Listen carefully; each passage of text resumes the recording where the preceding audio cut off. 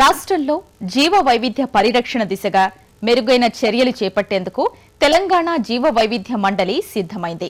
గుజరాత్ తరహాలో సహజ వనరుల సంరక్షణతో పాటు తెలంగాణ గ్రామ పంచాయతీల్లోనూ జీవ వైవిధ్యంపై అవగాహన కల్పించాలని మండలి నిర్ణయించింది. ఔషధ మొక్కలు, వనమూలికలు, ఉప ఉత్పత్తులు, జీవ వైవిధ్య చట్టం, సుస్థిర వినియోగం, సహజ వనరుల ద్వారా వచ్చే లాభాల్ని సమతుల్యంగా పంచడం వంటి లక్ష్యాలతో ముందుకెళ్లాలని మండలి హైదరాబాద్లో నిర్ణయించింది. తెలంగాణ రాష్ట్ర జీవ వైవిధ్య మండలి ఆధ్వర్యంలో రాష్ట్ర స్థాయి అవగాహన సదస్సు హైదరాబాద్లో జరిగింది. తెలంగాణ జీవ వైవిధ్య మండలి నిర్వహించిన తొలి సమావేశంలో జీవ వనరుల వినియోగం, లాభాల పంపిణీపై చర్చించారు. పైర్లలో వస్తున్న తెగుళ్ల కారణంగా జీవ క్రిమినాశకాల ప్రాధాన్యత పెరిగిందన్నారు. ఇవి రైతులకు చౌకగా లభ్యమవుతున్నాయని మండలి సభ్యులు తెలిపారు. ఔషధ గుణాలున్న సూక్ష్మజీవుల ఉత్పత్తిని, మొక్కల పెంపకాన్ని విస్తృతంగా చేపట్టడమే వాటి కొరతను అధిగమించేందుకు పరిష్కారమని జాతీయ జీవ వైవిధ్య సాధికార సంస్థ project manager doctor Eshwar C Pujar అభిప్రాయపడ్డారు. Today I am getting Madhunashini. What we say, Madhunashini is Genera sylvestre, is a plant which is available in Kuppam areas of Andhra Pradesh, and even this plant is harvested in tons. People go to harvest this from their houses 2 kilometers today. This should be available after 10 years also 2 kilometers. The distance should remain same.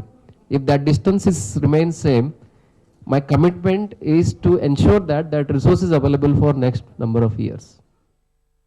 చట్టపరంగా ఏదైనా ప్రాంతం నుంచి సేకరించిన వృక్ష, జంతు జీవజాలం ద్వారా పరిశ్రమలు తయారు చేసే ఉత్పత్తులపై స్థానికులకు హక్కు కల్పించడమే జీవ వైవిధ్య చట్టం లక్ష్యమని మండలి జేడీ ప్రకటించారు. 2010, 2009 అప్లికేషన్స్ అన్ని ఇప్పుడు నెమ్మదిగా వస్తున్నాయి. అది it's not because board doesn't want to function, it is because కొంచెం డాక్యుమెంటెడ్ ఎవిడెన్స్ కూడా కావాలి. ఇప్పుడు వాళ్ళ దగ్గర అప్లికేషన్ వస్తే ఈ జొన్నల్ వెరైటీ ఈ ప్రాంతంది ఉండే వాళ్ళ దగ్గర ఎవిడెన్స్ ఉండాలి. They can't take a decision without evidence. వనమూలికలతో పాటు వివిధ రకాల అటవీ కూరగాయల విత్తనాల ఉత్పత్తిలో కోట్ల రూపాయల వ్యాపారం జరుగుతుందని భారత నూనె గింజల పరిశోధనా సంస్థ సంచాలకులు డాక్టర్ వరప్రసాద్ వ్యాఖ్యానించారు. వాటి ద్వారా వచ్చే లాభాల్ని చట్టపరంగా ఆయా ప్రాంతాల అభివృద్ధికి కేటాయించాల్సిన అవసరముందన్నారు. ట్రాన్స్ఫర్ ఆఫ్ రీసెర్చ్ రిజల్ట్స్ మీకు ఇన్స్టిట్యూట్లో జరిగిన ట్రెడిషనల్ నాలెడ్జ్ ఎవరి దగ్గర కమ్యూనిటీస్ దగ్గర అయితే ఉందో దాన్ని ఇతరులకు ట్రాన్స్ఫర్ చేయాలంటే దాంట్లో వ్యాపారం నిగిడి ఉంది కాబట్టి దానికి కూడా పర్మిషన్ తీసుకుంటే అప్పుడు మన దేశానికి, రాష్ట్రానికి కావాల్సినటువంటి లాభాలు కొంతవరకు వస్తే ఆ లాభాల్లో 90% బిఎంసీలకే వెళ్ళద్ది. సో కూరగాయల్లో మన దగ్గర అడవి కూరగాయలు, ఎన్నో కూరగాయలు ఉన్నాయి.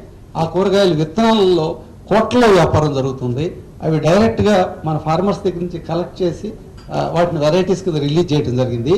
అప్పుడు మీరు వ్యాపారం చేస్తున్నప్పుడు దాంట్లో కొంత లాభం మన కమ్యూనిటీస్ ఏవైతే మీరు రక్షిస్తున్నాయో తక్కువ ఇన్కంతో వాళ్ళతో పంచుకోవాల్సిన అవసరం ఉంది.